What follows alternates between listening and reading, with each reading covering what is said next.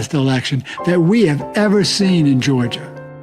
Here are the facts that every Georgia voter needs to know.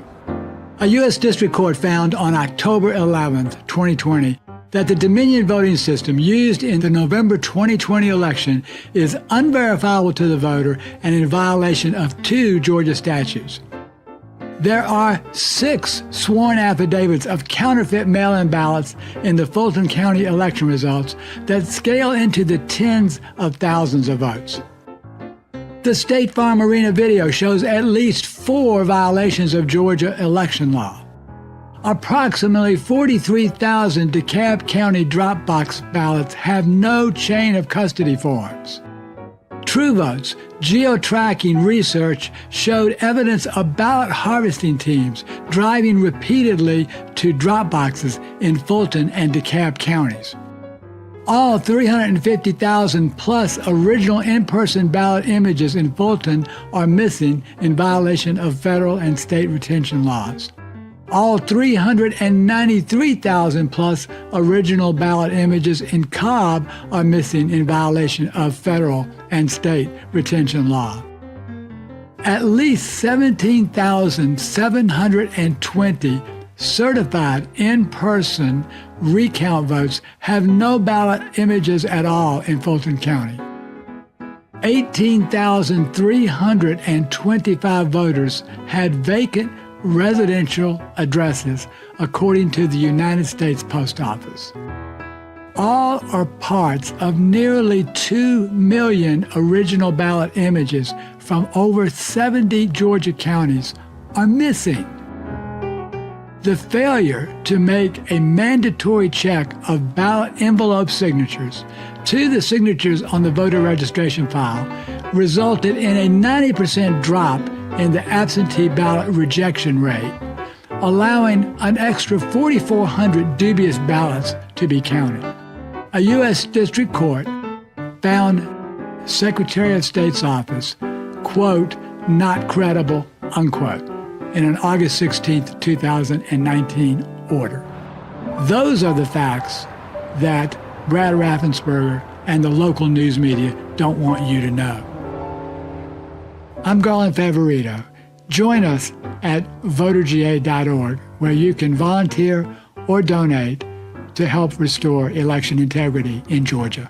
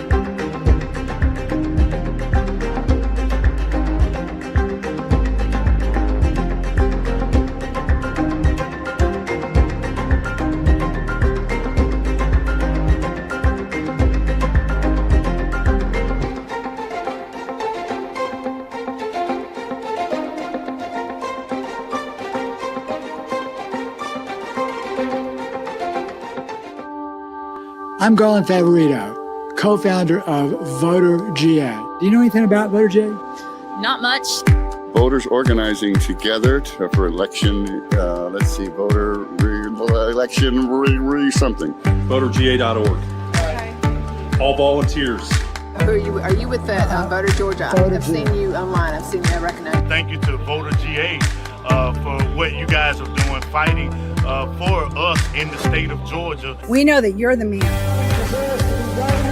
Voters organized for trusted election results in Georgia. Voter GA, I love their organization. It's nonpartisan. It's a big tent for everyone. The more people that join, the more we take our state back. Well, we know that you were honest too, and courageous. Yes. And these are the two elements in society that people don't understand are not only cool, but essential.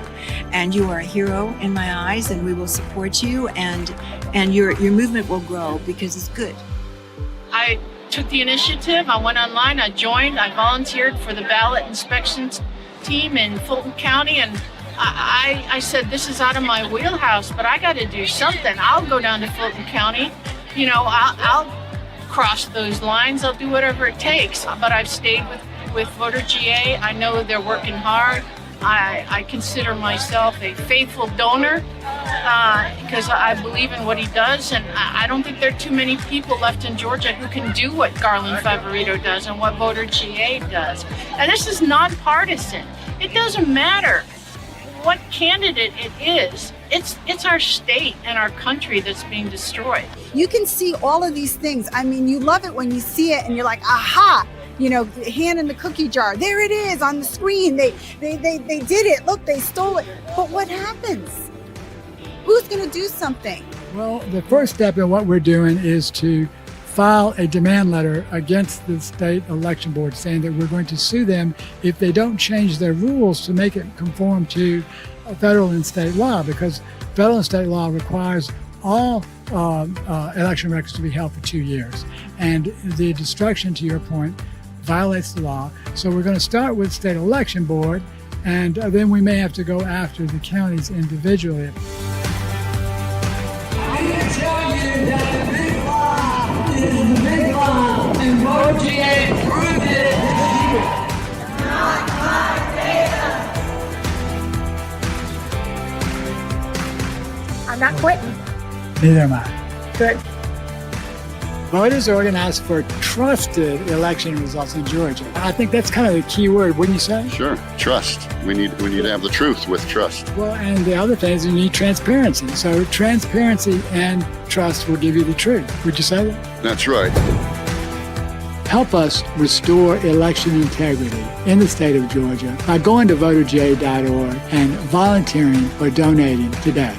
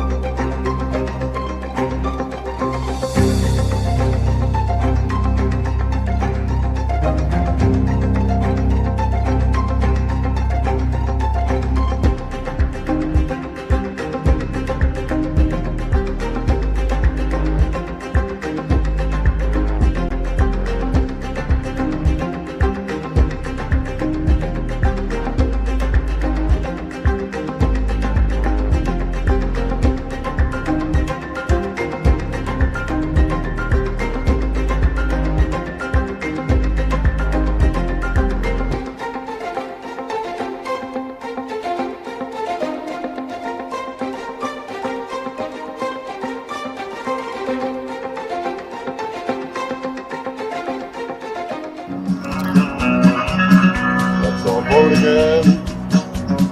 I just can't wait till we all vote again. With pen and paper, voter ID in our hands. I can't wait till we all vote again.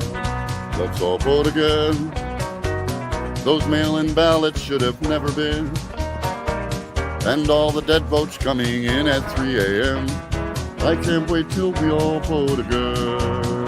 Let's all vote again. Like a band of patriots, we will count the right way. We're the best of fans, resisting lies and fighting for truth our way and God's way. Let's all vote again.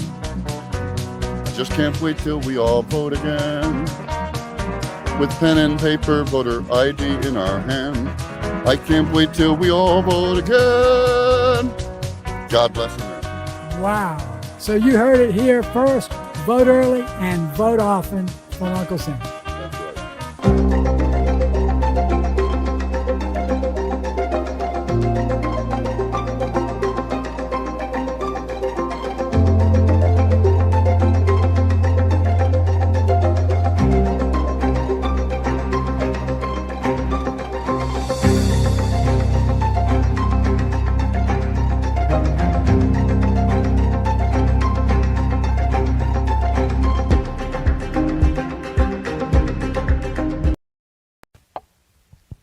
Good afternoon.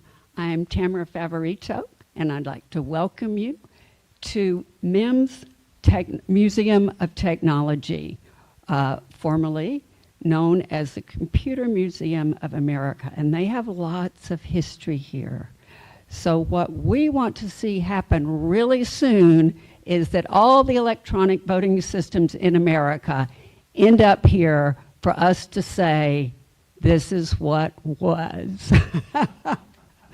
So in our press conference this afternoon, Garland Favorito is going to talk about the Trump executive order and how it can preserve and protect the integrity of America's elections. That order was signed March 25th.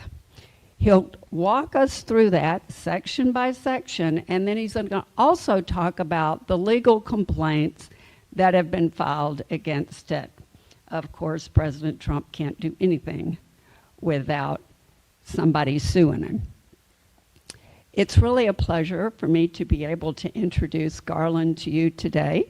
He's the co-founder of VoterGA and a career information technology professional with over 40 years of experience.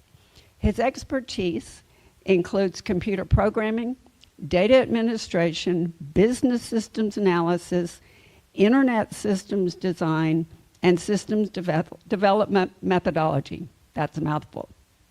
He capped off his career with 13 years of cybersecurity experience, developing and implementing online banking applications for corporate, retail, and small business transaction systems that protected the identity, accounts, and transactions of over 1.5 million customers for a leading financial institution. Garland has more than 20 years experience in voting system technology and election integrity. So with that, I'll turn it over to my husband, Garland Favorito. All right. Thank you. Whoops. Well, we shouldn't have done that. Thank you, Tamara. So we are here at the, as Tamara said, the Voting System Technology Museum, MIMS Museum of Technology. This is where, formerly known as the Computer Museum of America, this is where we want all that unverifiable voting system equipment stored. Much better there than being actually used in elections. And we'll explain a little bit why. As Tamara mentioned, the President on March 25th issued Executive Order 14248, which we believe can help. It's entitled Preserving and Protecting the Integrity of American Elections, and we believe that this can lay the foundation for actually resolving the election security crisis that we told you about on January 7th of this year. Now, if you did not see that, please go back and watch us on the voterga.org events tab. And that's our January 7th press conference where we continue to claim that we have a national election security crisis. So after the executive order was signed on March 10th, 2025, sure enough, April 10th, at the next cabinet meeting, we heard from DNI Tulsi Gabbard. Gabbard is the Director of National Intelligence, and she explained that there were vulnerabilities, and they have now evidence of that and manipulation. And she mentioned that they are investigating that with some of the top people that they have. Ironically, that is the same thing that I've been telling you for 20 years. So we also know that there are many other things wrong. 15 or 20% based on the voter rolls nationwide contain ineligible or invalid registrations. We've learned about that from various statewide evaluations of voter rolls. Hundreds of thousands of votes were cast for ineligible registrations in each election. Thousands of non-citizens have been found on voter rolls in different states like North Carolina and here in Georgia. So we think that this will solve, this executive order might be the foundation to solve our problems. And I want to just go through section by section, as Tamara said, on what is some of the things that have been pointed out in this executive order. Section 1 the president leads off talking about worldwide elections and how in many cases they are actually doing things better than we are here in America. He mentioned that India and Brazil had voter ID biometric databases. He mentioned that Germany and Canada have hand-marked paper ballots, publicly hand-counted, something we've been advocating for decades, literally. He mentioned that Sweden and Denmark had limited mail-in voting, and they don't accept late arriving ballots. And that was all in his executive order 14248. He goes on in that same section to talk about how American elections are conducted. And this is one of the issues that we have explained over and over again. He starts off talking about citizenship only requires attestation. It only requires attestation, not proof. He talks about no voter ID in some states. He talks about ballots counted weeks after the election day. Statewide mail-in voting in some states, and no excuse mail-in voting in other states. You know, basically in some states, I believe it's Oregon and Washington, you can only cast a vote by mail. Many votes cast and accumulated in unreadable QR codes, such as here in Georgia, also in South Carolina, and Louisiana has the DRE machines, which are equally as unverifiable. Bottom line is, in America today, we have secretly counted elections, secret proprietary software, and secretly preserved ballots. That should be obvious to anyone in America that's not an acceptable way to conduct elections, but we have been psychologically programmed to accept this as the way it has to be done. It does not have to be done this way. It can be done in a much more forthright manner. Also in section 1, he mentions the unenforced laws, and we're going to drill down on these today because this is the basis for an executive order. The president has constitutional authority under Article 2 to enforce the laws of the country. And this is what the executive order is about. As long as he is doing that, that is fully within his constitutional authority under Article 2. We'll show you that a little bit later. There are laws too, and I will actually cite the code sections up here. I won't repeat them, but they are cited for you in the presentation. There's a law to prohibit foreign nationals from making contributions or expenditures in federal, state, or local elections. There's a law to prohibit foreign nationals from registering to vote or voting in any federal election. A couple of laws there. There is a law and multiple laws to require states to maintain accurate current lists of every eligible, legitimately registered voter. And there is a law, actually in 2 laws, to establish a uniform election day. And we'll talk about that in a minute. In fact, why don't we just go ahead and talk about that next. So, 2 U.S.C. 7 says that the Tuesday next after the first Monday in November in every even-numbered year is established as the day of the election. There's nothing about other days. There's nothing about early voting. There's nothing about accepting ballots and counting, conducting, after the election day. It's the day for the election. 3 U.S.C. 1 also says that the electors of president and vice president shall be appointed in each state on election day in accordance with the laws of the state enacted prior to election day. So how can you appoint the electors for president and vice president on election day if you're counting ballots 3 weeks later like they did in California and Maricopa County? That violates federal law. Oh, by the way, the U.S. Court of Appeals has already weighed in on this, since we're going to be talking about court cases today. They said that election day is the day by which ballots must be both cast by voters and received by state officials.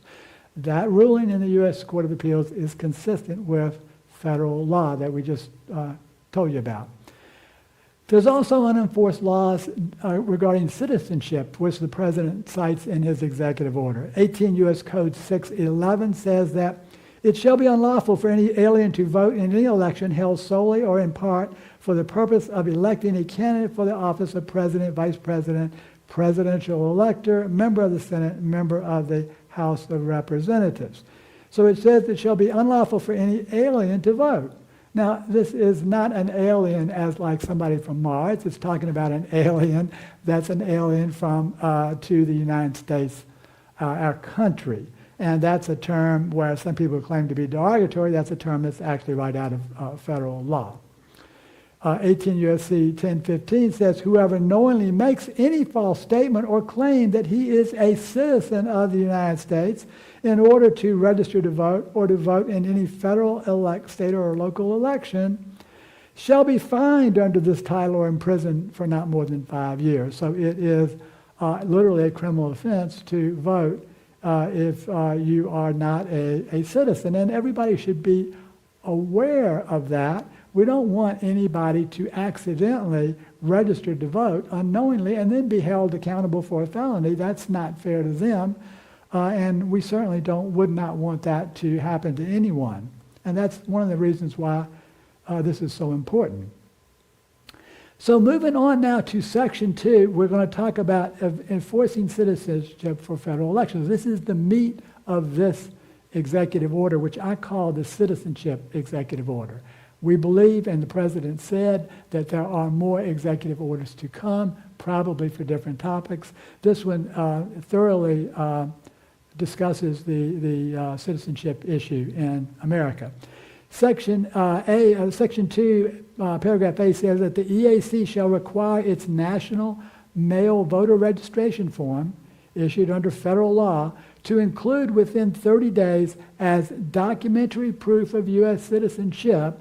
These particular items can be considered to be documentary proof of U.S. citizenship. A United States passport, an identification document compliant with the requirements of the 2005 Real ID Act that indicates the applicant is a citizen of the United States. They could have an official military identification card indicating the applicant's a citizen of the United States, or a valid federal or state government issued photo ID if it indicates applicant is a U.S. citizen or it is accompanied by proof of U.S. citizenship. So he's laid out clear criteria for anyone who is a citizen to be able to prove rather easily that they are in fact United States citizens, and that is enforcing the law that I just mentioned to you earlier, two of those two statutes. He goes on in Section 2, paragraph B, to identify the unqualified voters who are registered in the states. And we've talked about how to qualify the voter, but how do you identify someone who's unqualified? Well, he's ordered the Department of Homeland Security to ensure that state and local officials have free access to systems for verifying citizenship or immigration status of those registering to vote or those who have already registered. He also goes on to say the Secretary of State shall make available information from their relevant databases to the state and local officials so that they can verify citizenship. And one of my favorite provisions of this executive order is that he's ordered DHS, along with the DOJ administrator, to review each state's publicly available voter registration list concerning maintenance activities required by the National Voter Registration Act of 1993. So he wants to identify unqualified voters. Now, that, as much as that is common sense, and as much as that is a direct orders to his own executive branch, one of the complaints actually seek to have a temporary injunction against the president for enforcing this provision, this Section 2B provision of the executive order. Now, what on earth, why would somebody want to basically attempt to prevent him from carrying this out? That temporary injunction was denied. It's one of quite a few, several that were denied. More were denied than upheld, and we'll tell you all about that in a little bit. Finally, two more provisions under this Section 2. He's ordered the DHS Secretary, Homeland Security, to provide the AG, Attorney General, within 90 days, complete information on all foreign nationals who have indicated on a form, an immigration form, that they have registered or voted in a federal, state, or local election. Finally, in paragraph D, the head of each federal voter registration executive department agency is ordered to assess citizenship prior to providing a federal voter registration form to enrollees of public assistance programs. And then one more thing that I forgot on Section 2, as this is the meat of the executive order. The Attorney General shall prioritize enforcement of the laws that restrict non-citizens from registering to vote or voting, including through the use of databases or information maintained by Homeland Security, state-issued ID records or driver license databases, or other records of citizenship. So he's, again, ordering his AG to prioritize that enforcement. Moving on to Section 3, that was the longest section of the executive order, but the meat of it, but there's much, much more. The Commissioner of Social Security is ordered to make available the Social Security number verification service and the Death Master file. There's also something called HAVV, I believe, to help state and local officials verify eligibility of individuals registering to vote or who are already registered. So he's making that available to help the states and the and local officials. The Attorney General, he orders shall ensure compliance with the requirements to notify the chief state election official. In that case, most of those are Secretary of States. Sometimes it's an election commission. Upon the conviction of any felony. So he wants to make sure that they're notified that this has happened, and the AG, he orders to take action against states that fail to comply with the list maintenance requirements of NVRA and HAVA, and per the code sections that are cited there. Finally, in Section 3, he orders the DoD Secretary to update the federal postcard application to ensure that that also has documentary proof of U.S. citizenship and also proof of eligibility to vote in elections in a state where the voter is attempting to vote from overseas. So they have to prove that they're resident in that state and prove that they are a U.S. citizen. Pretty much common sense so far. He then orders in Section 4 to improve some improvements for the Election Assistance Commission, the EAC. He's ordered them to cease providing federal funds to states that do not comply with federal election laws, and he cites the code sections here.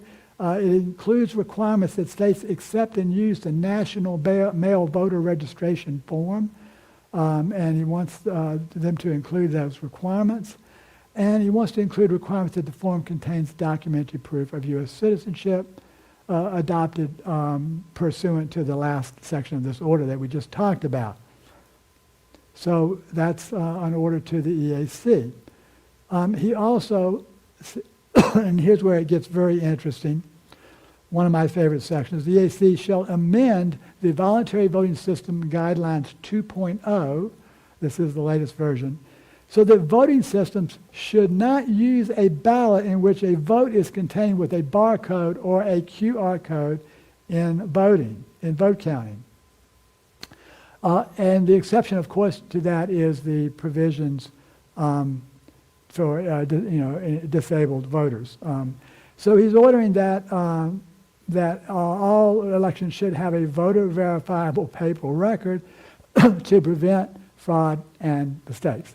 It's unbelievable that the president would have to order this. This is what we've been saying for 20 years. When I started this back in 2002, the original DRE systems that Georgia purchased did not have a voter verifiable paper record.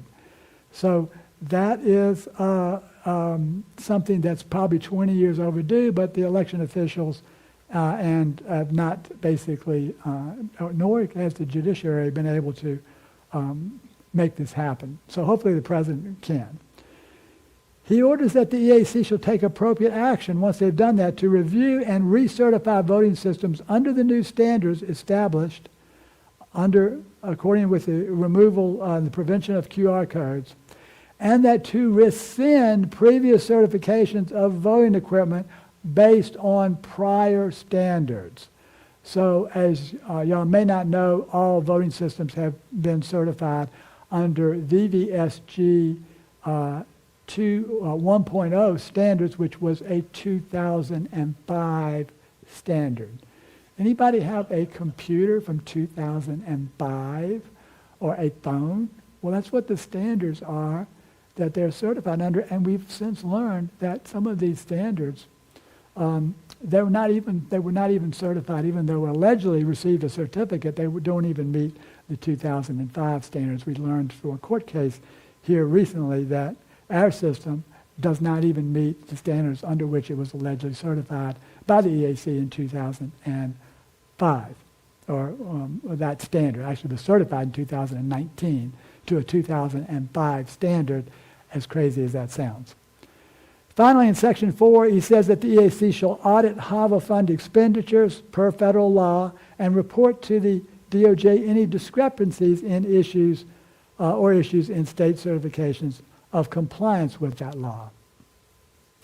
Section 5, he orders the EAG to enter into information sharing agreements as possible with the chief state election official or multi-member agency of each state to provide the DOJ with suspected violations of state and federal election laws, including those registered or voted despite being ineligible,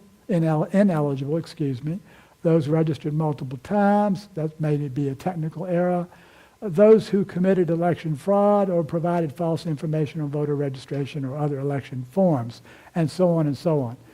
So the DOJ is ordered to enter into information sharing agreements with the states in order to ensure that we are identifying these potential crimes. The DOJ has also ordered that if the state refuses to cooperate, that which I don't understand why they would refuse to cooperate. That would be a whole crazy question in itself. But if they did, the AG should prioritize enforcement of federal laws to ensure election integrity, something we all want as voters, and review for potential withholding of DOJ grants to the non-compliant states.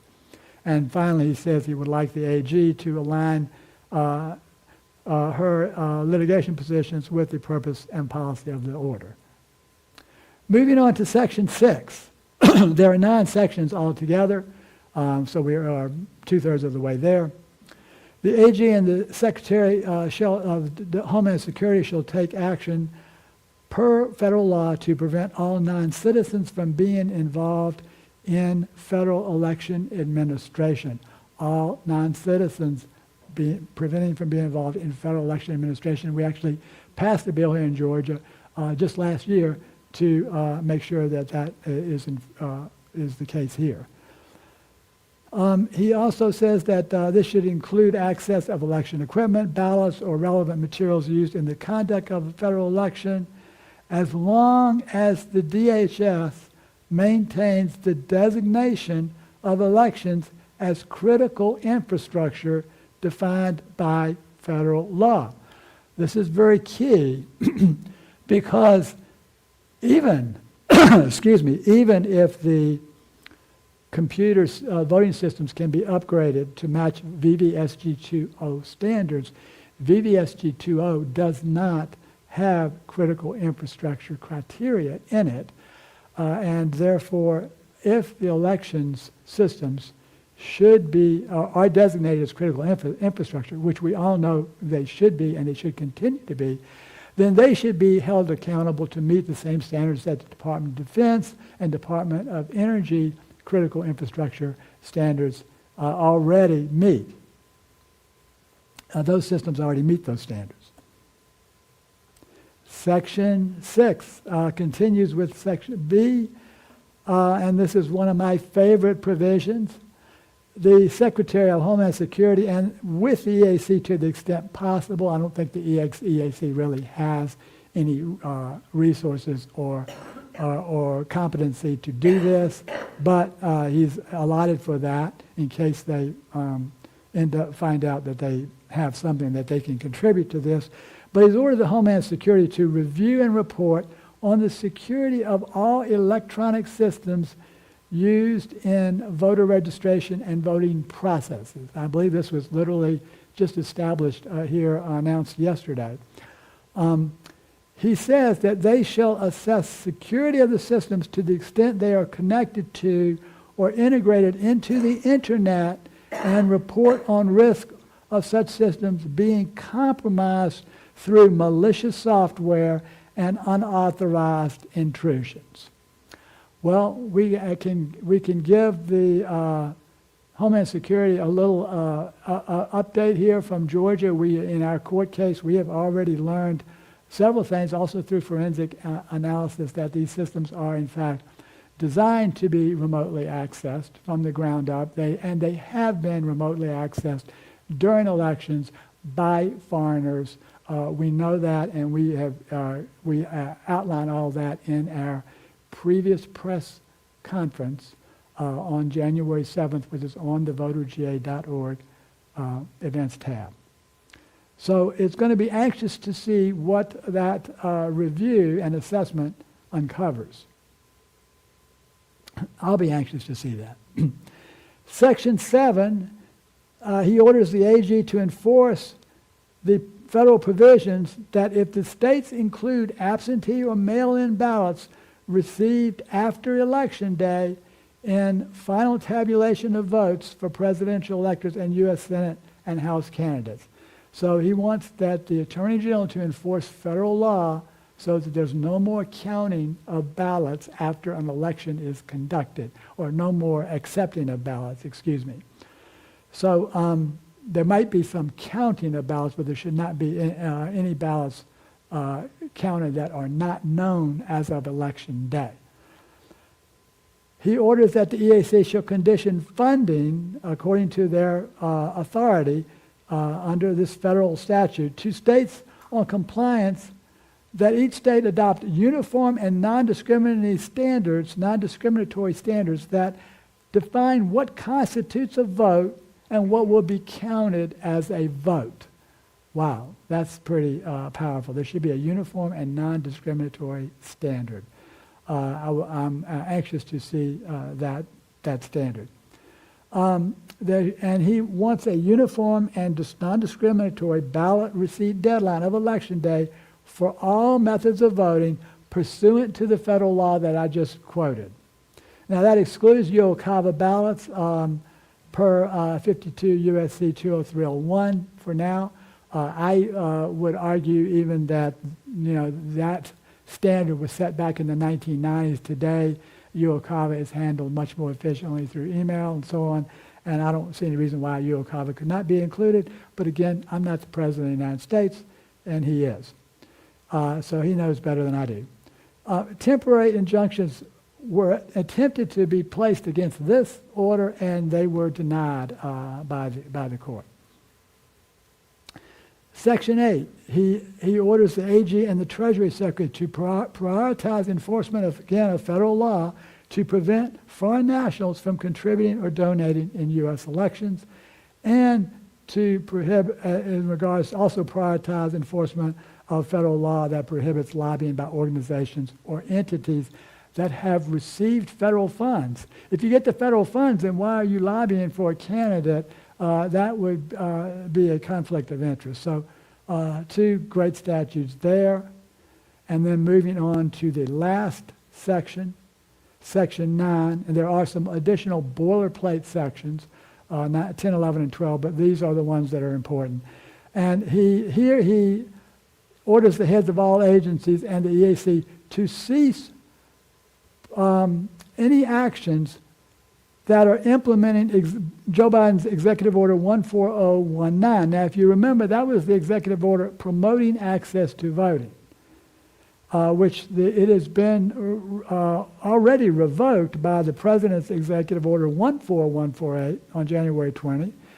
But he has ordered them to make sure that they have actually ceased operations, because apparently there are some issue of whether or not they have actually ceased. And he also goes on to order the agencies to submit a report describing compliance with this order to the president within 90 days through his domestic policy assistant. Now, the one thing I want to mention here, the Executive Order 14019, and I've read this pretty carefully, although it has a couple of references to federal law, it has no references to any federal law that would allow the president to turn all the federal agencies into get-out-the-vote efforts for his own purposes. There is no federal law that allows that to occur. Therefore, that executive order is unconstitutional, in my opinion. I'm going to now move, and since everybody's been so patient, I'm going to quickly move into a few slides on the actual complaints. I want to talk about these complaints. I think you're going to find them fascinating, that have been filed against the executive order. And what you've heard on the media is probably not true, and you're going to be surprised at what you're going to find out today. There are 4 complaints that have been filed. I'm going to just focus in on 2 because they're all basically the same. One was filed by the Democrat attorney generals in 19 states, and leading with the state of California. The other was filed by the Democrat parties and all of their organizations individually, which includes the Democrat National Committee, the Democrat Governors Association, the Democrat Senatorial Campaign Committee, the Democrat Congressional Campaign Committee, the Minority Leader Representative Jeffries, and the Senate Minority Leader Senator Chuck Schumer. So all of the Democrats of any official capacity at all have filed complaints against the executive order. I want to look at the arguments of these complaints, and we'll let you be the judge of what how accurate they are. So there are there are several different major arguments, and again, all of them kind of say the same thing. I've just tried to summarize these for the sake of time here. Congress has not authorized some specific changes made by the EO, so they're arguing here that Congress has to authorize the specific changes. They also argue that the president has no authority over elections per Article 1, Section 4 of the United States Constitution. Okay? Now, those sound like reasonable arguments for any attorney general or someone to make. So let's read Article 1, Section 4. And it says, and they quote this probably dozens of times in their briefs in different places, and those 4 briefs probably quote this, a total of 3 dozen times. It says the time, place, and manner for holding elections for senators and representatives shall be prescribed in each state by the legislature thereof. Well, okay, then that sounds like they are absolutely correct. However, they have to read the second sentence. This Article 1, Section 4 has a second sentence. And it says, but the Congress may at any time by law make or alter such regulations except as to the place of choosing senators. So Congress has the authority to do what they're doing.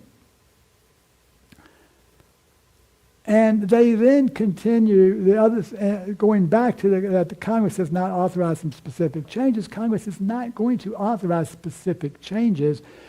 They've said that the law you're required to be a citizen, and they've specified what an election day is.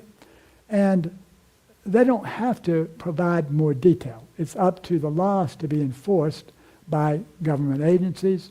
And if government agencies don't do that, then the president has the Article 2 power to do that. And here is the article.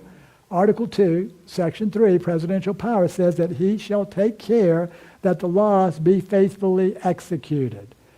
That is his duty. So as long as the executive order is ensuring that the laws, the congressional laws, are faithfully upheld and faithfully executed, he is within his authority as an executive order provision to do just that. Now, if you notice, the reason I spent so much time on this is that every single section has a federal authorizing statute that he is attempting to enforce, and he's ordering his agencies to enforce that.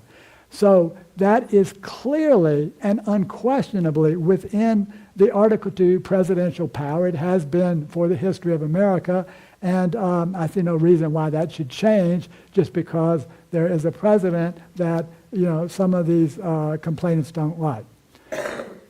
But the AGs take this one step further.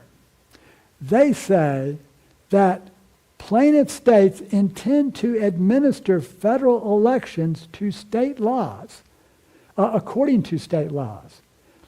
So what they're saying there is that they're going to disregard the National Voter Registration Act, they're going to disregard the National Voting Rights Act, they're going to disregard Help America Vote Act, and they're only going to administer federal elections according to state laws. And they say this point blank, and I had to get the quote out of the actual complaint so that you can see it there for your own very eyes. And they do this again not only on page 26 and page 35 of their complaints. I don't know if they really mean that, but that is a blatant disregard for the Constitution of the United States. So now they do have one other right. If they don't like the Constitution, they can secede from the Union. That is still their right under the 9th and 10th Amendment of the United States Constitution. But they are, as long as they're in the Union, they're going to have to comply with federal and state law, even if they're the attorney generals of 19 states. So here's a few causes of actions. They said that the EAC cannot be ordered to change the federal voter registration form because the EAC is an independent entity. Well, let's just assume that's true for a minute. Well, the EAC, 3 or 4 commissioners can vote to approve change after comments from the state. So they go out and they collect the comments from the state, which the EAC has already done. And now they can simply, even though they're named in this complaint, they can go into executive session and 3 of those 4 EAC members vote. Then this becomes a moot issue because the order only prevented the president from ordering the EAC to do it. It didn't prevent the EAC from doing it, and that's their job. So now they have 4 members, 2 Democrats, 2 Republicans, and the question is, will one of the Democrats go along with the complainants, or will they actually do the job that they were supposedly appointed to do as the Election Assistance Commission member and uphold federal election law? So that will be interesting. We'll be looking forward to see if the EAC is going to do their job or if they're just going to become another useless federal agency. They also claim that the U.S. law requires only attestation of citizenship, not proof. Well, there's no conflict in requiring proof. If the law is you have to be a citizen and you are requiring proof of that, there's certainly no conflict with the law. You're trying to uphold the law. They argue that Congress did not specifically authorize updating the postcard for proof of citizenship or withholding funds if states do not comply. There is no need for Congress to do that. We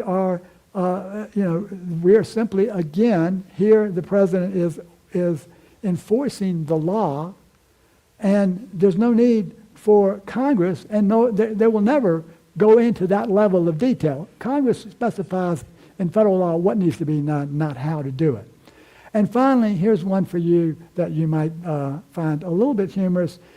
The 19 AGs argued that they would be harmed by burdensome effort to enforce the law.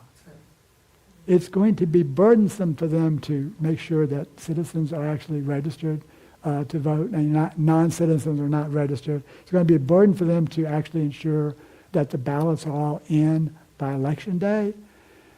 This is laughable, but 19 attorney generals signed their names to this. So there's a few more counts. I'm going to move over, and these are, again, they go back and forth, but this is the Democrat Party counts. They said that the president cannot order EAC funding conditions that Congress has not imposed. We've already talked about that. It's very similar to the other one. That's only for funding. We'll see if they have the authority or not.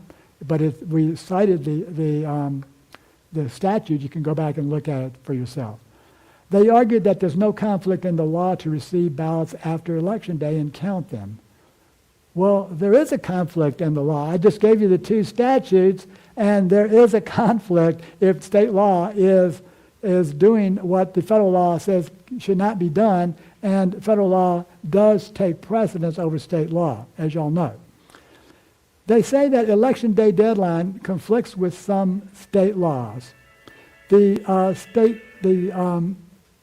Election Day deadline conflicts with some state laws. Well, again, the state law conflicts with the federal law. So the state law conflicts with the federal law, not the other way around. So if that's the case, then the state law needs to be fixed. Finally, they say that requiring citizenship, and okay, you ready for this one? I hope you're paying attention for this one. Requiring citizenship and residency attachments to the federal voter registration form adds paper that would violate the Paperwork Reduction Act. You cannot make this stuff up. They are literally arguing that we can't have proof of citizenship and residency because it would violate the Paperwork Reduction Act, which is a federal law. So these are the absurd arguments that you are hearing from all the Democrat Party official organizations and the attorney generals. Nevertheless, they did find a judge who upheld at least one small part of their complaint. Now, you've heard that this judge has blocked everything about the Trump order. What I just showed you, if you totaled them up, there are 40 separate provisions in this executive order. The complainants requested temporary injunctions on only 5 of them, and the judge, in this case, Judge Kolar-Catelli, ordered temporary injunctions on 2 of the 40. And specifically, she ordered that she wants to enjoin agencies from assessing the citizenship before providing a federal voter registration form to those seeking public assistance. Well, if you're seeking public assistance, you in almost every case you have to be a citizen. So don't know why that would be such a problem for her, but it really has very little impact on this order because it's only if before you provide the form, it's not after the form comes back. That's when it really counts. So that's where the rubber meets the road. This is not really all that critical, but she's issued that there. She also enjoins the order, enjoins the order to the EAC to modify the federal voter registration form. This is one of the biggest points for documentary proof of citizenship. Now, why would she order that the president cannot tell the EAC to modify the federal voter registration form for documentary proof of citizenship? She puts the answer in her order in 2 different places, page 114 and 15. We show it to you here so that you can see it for your own eyes. But she says the reason we have to enjoin this is, as a consequence, the Democratic Party plaintiffs and the members they represent face nationwide irreparable harm that the court must remedy. So if they ensure that when they're giving out voter registration forms or taking them back in, or if the EAC modifies the form to say proof of citizenship, that is imposing irreparable harm on the Democratic Party plaintiffs.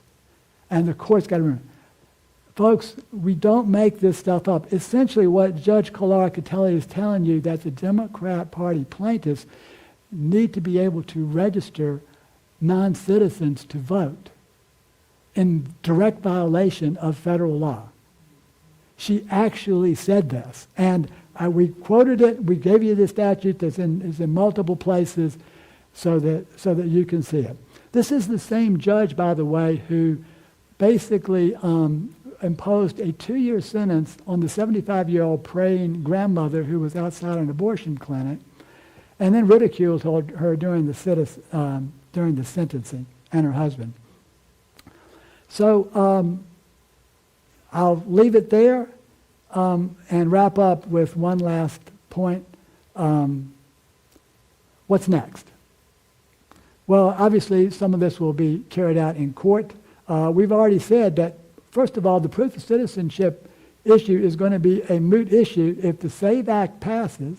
That's already passed the House. It's likely to pass the Senate this year. And if the SAVE Act passes, that will basically make this whole issue, that biggest issue, moot. If the EAC votes for it, as I just explained, it makes the issue moot, or the temporary injunction moot. Or if Trump wins in court, it makes that issue moot. So that is likely to be upheld.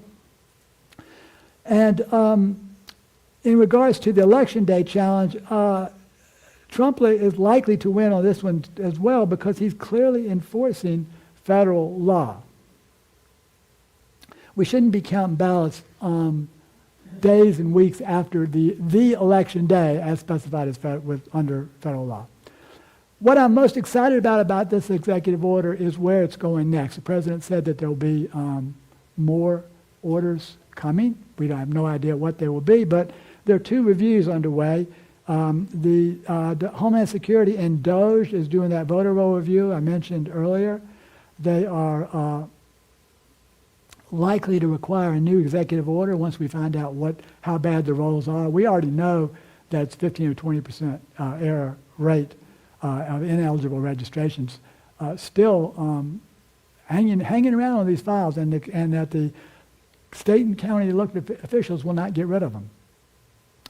There's also the voting system security review. That's likely to trigger a new EO enforcing critical infrastructure compliance. Why are we not voting on systems that conform to critical infrastructure criteria if they're a critical infrastructure system? That is an irony that needs to be corrected.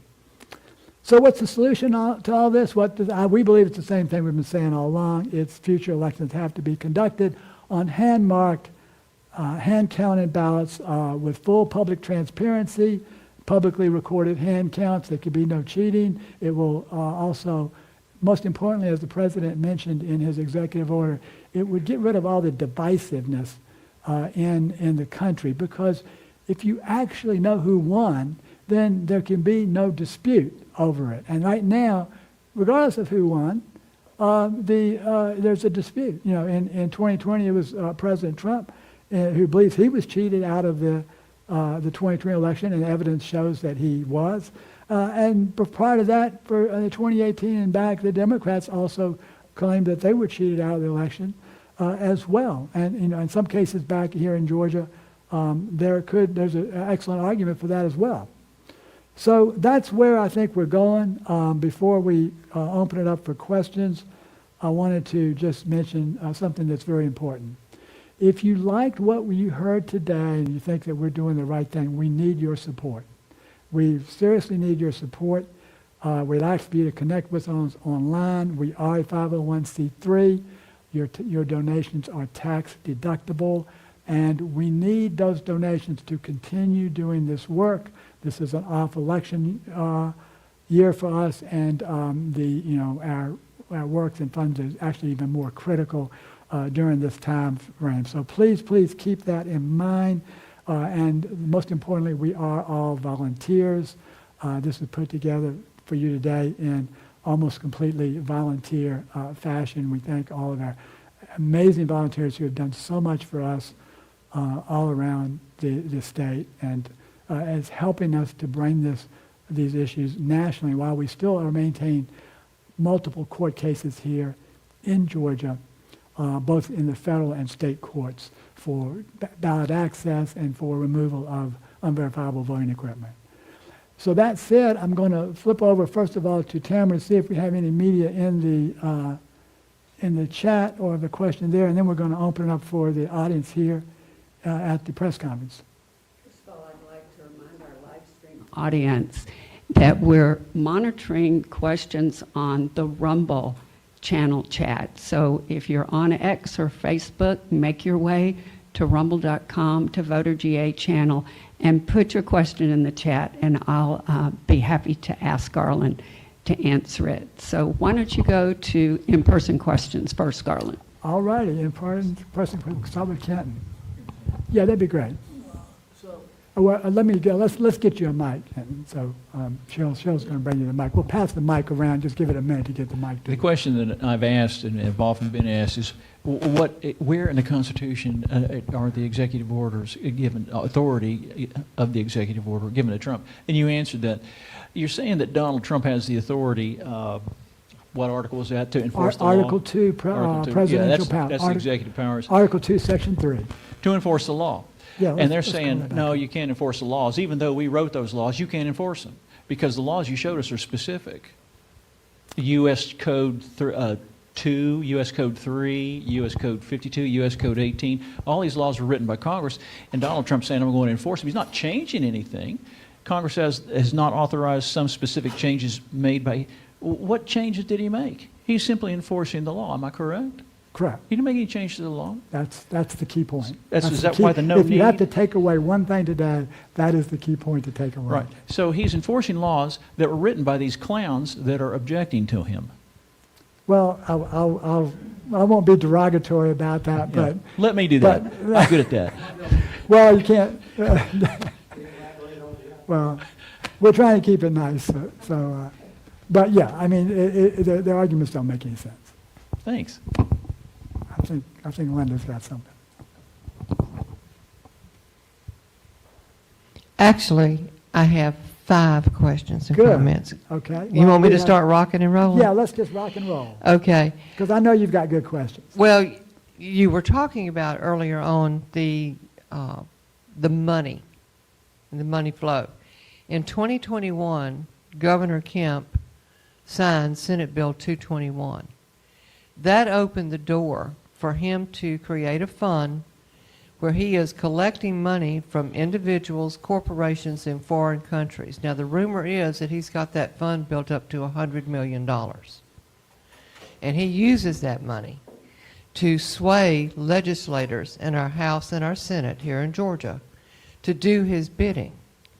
So can you make any comment on the SB 221? It's a good question as to whether or not that would come under the section. Whoops, I went the wrong way. Oh, that was, The you were, fund- I think it was section 1 or 2 of your presentation. Okay, I think here's what we're talking about. So Yes. Section 8, the AG shall prioritize enforcement which prohibits lobbying by organizations or entities that have received any federal funds. So I would say that it does not, this order does not address that because he raised that money privately. It's a state, and it's a it's a state state function, not issue. federal, correct? Right. That's the way I would interpret it. Yes. Okay. Yes. Well, that kind of leads into my next question, where you were talking about the 19 states that were opposing what he's trying Yes. to do. Yes. Why can't he cut off the federal funding? Well, he has, if you have noticed in here, if they don't comply with the laws, they do have authority, which has been challenged, but I don't even know, there was no temporary injunction on the authority, so the judge is not questioning, even, who's obviously a Democrat judge, she's not questioning their authority either, so I think that they can, if they choose not to enforce. Now, Okay. I would assume if they lose the case, that they would go ahead and Right. enforce the executive order. But Right. if not, it appears to me that funding could be withheld. Right, because that's our tax dollars. Absolutely. You know, we funded that. Absolutely.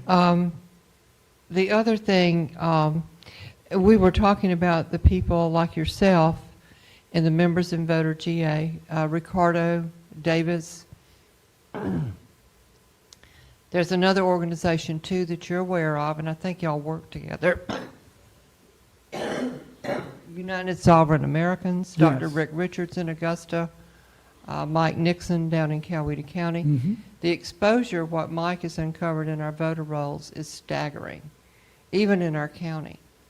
They're very corrupt. The other thing, the comment, speed versus accuracy.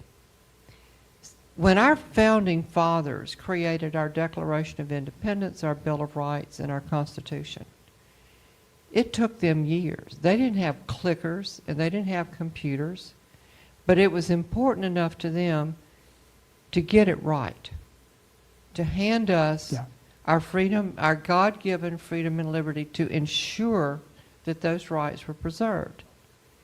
So why is all of this, we have become a fast food nation. We want our politics, our policy, everything to be fast food.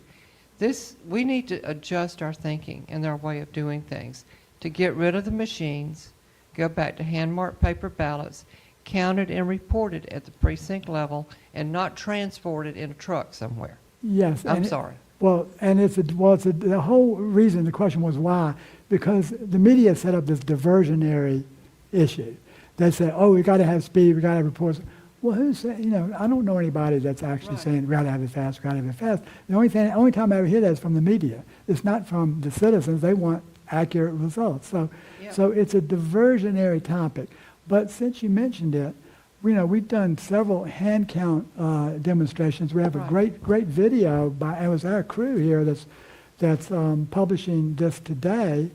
We have a great video that documents a hand count that was done in Cherokee County. And I think 426 ballots were conducted and were counted for 18 races, 426 ballots in 2 hours and 45 minutes. So that shows you that it can be done. And that was 18 races. Now, in the federal races, we're only talking about 7 or 8 races, so you could count twice as many ballots. You could count 1,000 ballots in 3 hours if you're just talking about federal races. So the time, not only is it a diversionary issue, but you can actually hand count those ballots in an appropriate time. I think they had 16 people, actually 20 if you include some of the runners. So it can be done as quickly almost as it would take to do the electronic part of it, tabulate it, send it over to the county. And then if you remember, Maricopa County was still trying to count their results for 3 weeks, and they have the same voting machine that we have here in Georgia. Right. So it's a fake issue. Well, we did the hand-marked paper ballot training in Coweta County, and we're getting ready to crank that up again. Margaret Ross in Fayette County and I are working on that, and we actually clocked it. We ran, there were 4 rounds, the same teams. You had callers, you had counters, tabulators, and the people that were watching them. This was bipartisan. It started out that it was taking them, the first round of 100 ballots, it was taking them like 5 or 6 seconds per ballot to count them. By the time we got through, they were doing it in just a little under, it was right at 1.25 seconds. Mm-hmm. It was fast. And they were reconciled. It was right. And we tabulated, everything was perfect. So, That's right. And that was on the 4th round. So it's speed, it becomes accuracy. But Right. anyway, thank you very much. Thank you, Linda. It's a fake issue from the fake news. Anybody else have a question? Okay. Kenton has another question? Yeah. Well, is there anything on the chat? So I have one We'll come question back. here, and it has to do with these reviews that you went through that are supposed to be ongoing with DHS and DOJ. They have a time limit of 6 months from the date of the order, so that gets us to late September. So do you see that definitely impacting our 2026 midterms? Well, Because they're going to decertify the systems. right? Let's certainly hope so. I don't think it's going to take 6 months to do that assessment. I think they'll come back before that. That would be my guess. And, as we said all along, we're in an election security crisis. So we can't just sit back and wait for another election to be conducted, particularly a primary. Primaries are equally as important as a general because that's where you get the establishment candidates versus grassroots. So I don't think it's going to take that long. I think we're going to see something from them by the summer, maybe in both. But again, I'm just speculating. I have no firsthand information on that whatsoever. But even if it took a full 6 months, I think, doesn't it say that we cannot vote status quo in the 2026 midterms because the machines will be decertified? Yes, I don't see any way around that from my perspective. Now, unless somebody's got something that I don't know, we don't have legitimately secure machines.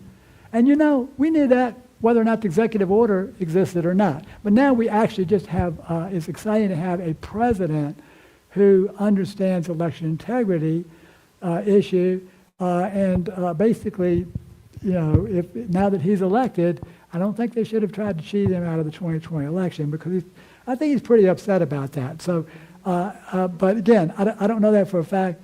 I just think that something will be done. It's really a blessing to have a president who understands the election integrity issue. This is like a godsend for me after 20 years.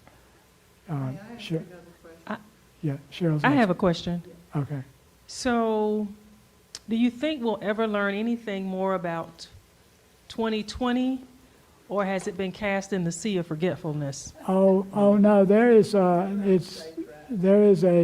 I think a committee. I believe the committee that was established yesterday is probably going to look into the 2020 election. I don't think, because here's the thing. This is another key point. If you don't understand what happened in 2020, you can't fix 2026. We've been saying this over and over again, so you have to investigate what happened in 2020. We had the wrong winners declared here in 2022. We had a lot of, 100,000 votes cast for ineligible registration in 24.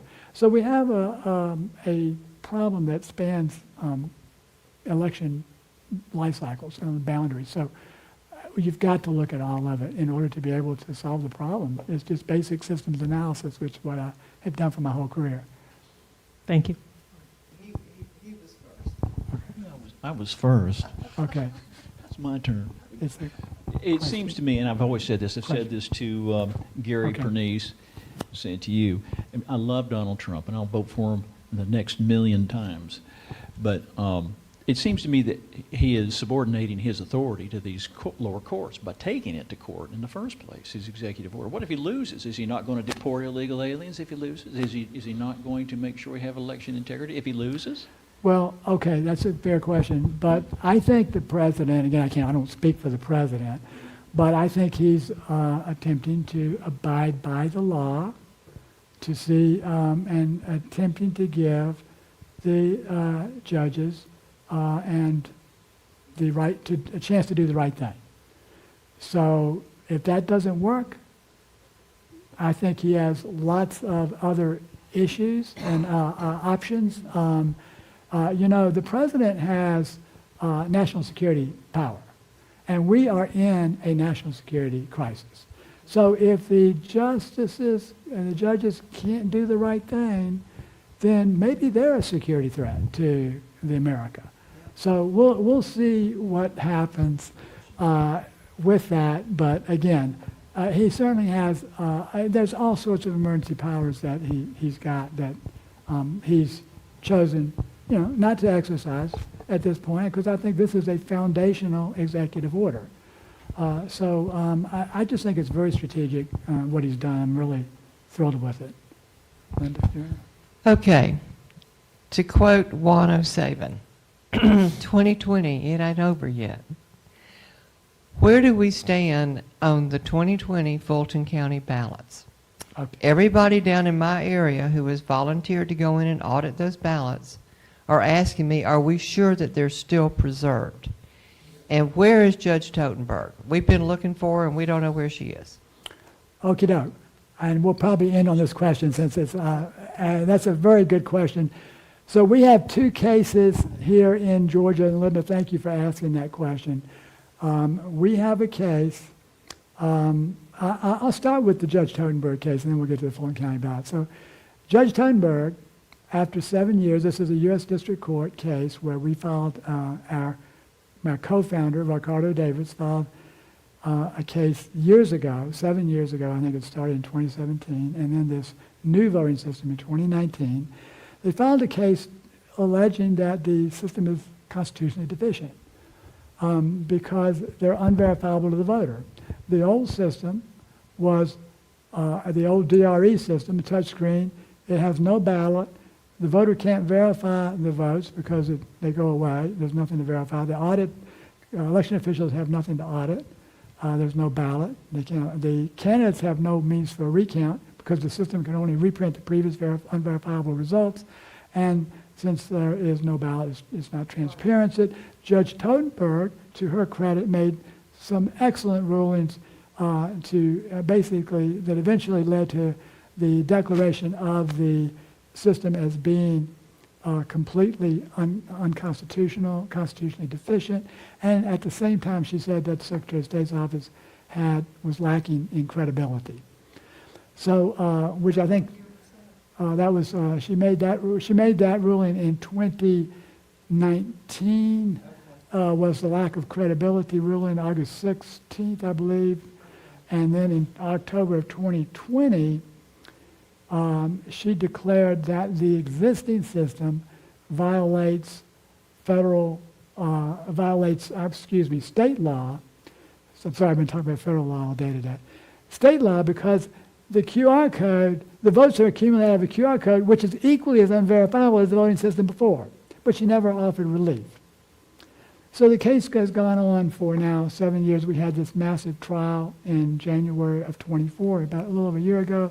Tamara and I were there all day. I was working as Ricardo's advisor, technical advisor. He was the plaintiff. And now, 13 or 15 months later, she has suddenly decided that the plaintiffs have no standing after 15 months and 7 years. And that's the first thing you decide. So I think that you need, Linda, to be a United States District Court judge because you seem to know the law better than Judge Totenberg does. Despite all of her rulings, you don't go back and claim after 7 years that you don't have standing. No, well, yeah, we're getting there. Judge Totenberg makes this decision that there's only two words for this. It's intellectually dishonest. It was an intellectually dishonest decision made by a United States District Court judge. In spite of the wonderful rulings that she made before, all of which we had standing, or I say Ricardo had standing, all the other plaintiffs had standing, and now suddenly she decides that they didn't have standing, but nothing's changed. Y'all know Ricardo as well as I do, lead plaintiff, nothing has changed with his standing or status in the last 7 years. He's still the same person, lives in the same house, does exactly the same thing that he's done for the last 7 years. You know, he doesn't change that much. So we have appealed. We are in the process of appealing that, I believe. Ricardo's going to appeal that. One of the other groups of plaintiffs have already filed an appeal. Ricardo has a very special appeal, though, because he broke off from the other plaintiffs so that he could get evidence on the record of vote count failures in Georgia in past elections, 2020, 2022, 2024. So one of the key crux of her argument is that the plaintiffs were providing academic theory. They were not actually a particularized injury, which she already made all these rulings in the same scenario for the last 7 years, but suddenly she decides that's the issue. So she's claiming now, but Ricardo has a particularized injury. He has put on the record evidence that other plaintiffs did not. So he has an equal, even a stronger case than they do. So I think that Ricardo's going to appeal this. We're talking with his attorney, David Olds, recently. So that's the U.S. District Court case. Then we have the Fulton County ballot case. The Fulton County ballot case is a case that went on for 10 months, and then suddenly the judge decided that we didn't have standing, which is the way they get rid of these cases, that they don't have the courage to do the right thing and rule in accordance with the facts and the law. So Judge Amaro then decides that after 10 months, that we don't have standing. We appeal that all the way to the Georgia Supreme Court. We won the case in the Georgia Supreme Court. They said, yeah, you always have standing to challenge a agency or an official who violates the law. You know, the citizens have always had standing to do that. It's not new. They made that decision unanimously, and we didn't even get to have a hearing. I was so looking forward to going to the Georgia Supreme Court again because it's been like 15 years since I've been. But we didn't get to have a hearing. They said that's a no-brainer. They kicked that back. It goes all the way down to the back to the Fulton County Superior Court. Judge Amaro hands it off to Judge Robert McBurney, who we consider to be not a biased judge. We filed a motion to recuse. Another Fulton County judge comes in and says, that's okay, you can stay on the case. He had one hearing. We haven't had a hearing, but yet, a lot of the cases that seem to favor Democrats that have been filed in his court, he gives a hearing to immediately. So he's already demonstrated, in my opinion, partisanship. But that case is still pending, active before the courts. The court, we have actually filed another lawsuit against Fulton County over this because when we filed the open records request for the ballots just this past year, as you know, when the law was changed, we got the law changed to make the ballots public record. So we filed an open records request. But then they said they didn't have the ballots. Well, but they had told the court that two courts, that they do have the ballots. So we think they really have them. They haven't destroyed them. But so we sued them again for, another violation of OR. That case is still active as well. So that's kind of where we stand with the ballot inspection. And since you mentioned it, we have a third case, and this is why we need funds, folks, for people who are watching. We have a third case against 3 counties, one of which is your county, where they destroyed the ballot images for the 2020 election. So we said, okay, well, maybe you made a mistake. Just give us a copy of the ballots. They have been fighting that. Coweta's been a lot more cooperative than Forsyth and Cobb. We're trying to reach some kind of an agreement. We're basically down to the point where we're going to get the ballots, but it's just a matter of who pays them for them and how much. And our argument is they destroyed the ballot images. We shouldn't have to pay for them. They need to just give us a copy of the ballots. We issued a valid open records request that they cannot fulfill. And for what election was that? That was the 2020 election. Yeah, and so we've asked them to preserve 2022 as well. So that's the standing of all those cases. This is why we need funds, because if we get the ballots, as you said, Linda, we're going to have to pay, either we might have to pay to help get them copied or whatever we have to do, inspections. It's going to cost a lot of money. So we want to be sure that we can fund that, and therefore we are really asking and pleading for donations to keep us in a way that we can actually fulfill that when we win. It's going to cost us. This is the case. It's going to cost us money to win. It's because we want to see those ballots. So that's why I'd rather give money to voter GA than to a political party. Amen. Thank you so much, Rhonda. We appreciate it. Okay, I think that's. Okay. They're interesting discussion questions. Okay, we'll give it a try. So the first one is there any chance that the legislator will codify this EO? Oh, of course. What a great question. Will the legislatures codify this EO? How did we miss this one? Thanks for that. Of course, we're trying to codify it here in Georgia. Part of it, we are trying to get rid of the bill, the voting machines, the QR codes, with Senate Bill 214. But more importantly, from a federal perspective, which I think the audience would be more interested in, is that we have the Make Elections Secure Act. That's from Pete Sessions. We sent them up some of our information just actually today.